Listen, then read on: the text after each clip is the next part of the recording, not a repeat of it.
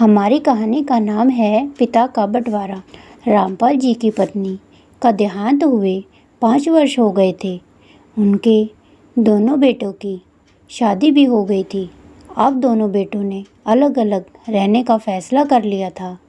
रामपाल जी ने बड़े प्यार से 2 मंजिला घर बनवाया था, लेकिन बेटों ने घर को आपस में बांट लिया। बड़ा बेटा नीचे और छोटा बेटा पहली मंजिल पर रहने लगा। पिताजी का भी बंटवारा कर दिया गया। अब रामपाल जी 15 दिन एक बेटे के यहाँ खाना खाते थे और 15 दिन दूसरे बेटे के यहाँ। पर वह पिता का दुर्भाग्य था।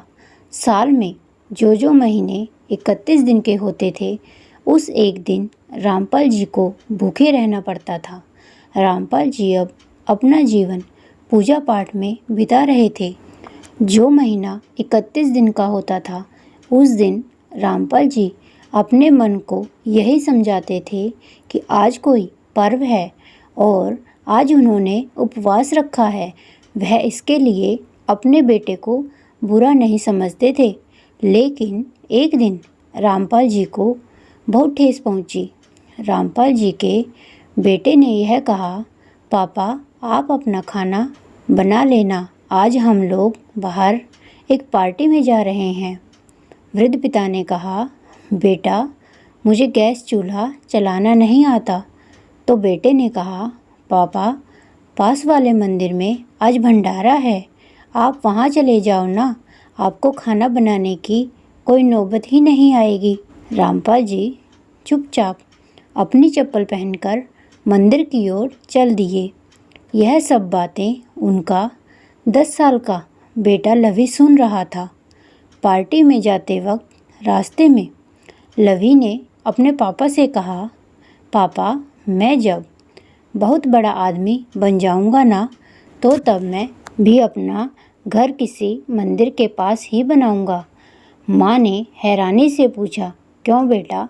लवी ने जो जवाब दिया उसे सुनकर उस बेटे और बहू का सिर शर्म से नीचे झुक गया, जो अपने पिता को मंदिर में छोड़ आए थे।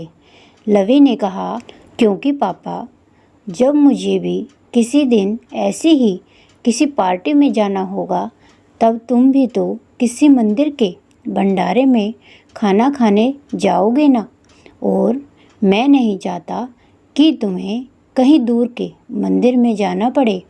उस बेटे और बहू ने जब अपने बेटे लवी की बातें सुनकर उन्हें एहसास हो गया कि वो कितना गलत कर रहे थे अपने पिता के साथ, और फिर उन्होंने अपनी गाड़ी को वापस घुमाया और घर जाकर अपने पिताजी से माफ़ी मांगी। और बेटे ने कहा, पिताजी आप हमेशा हमारे साथ रहना। और उनकी बहू ने उन्हें गरम गरम खाना बनाकर खिलाया और फिर वह अपनी पार्टी में चले गए।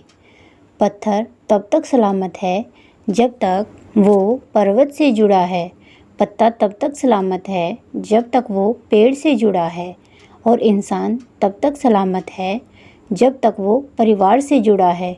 क्योंकि परिवार से अलग होकर आज़ादी तो मिल जाती है, लेकिन संस्कार चले जाते हैं।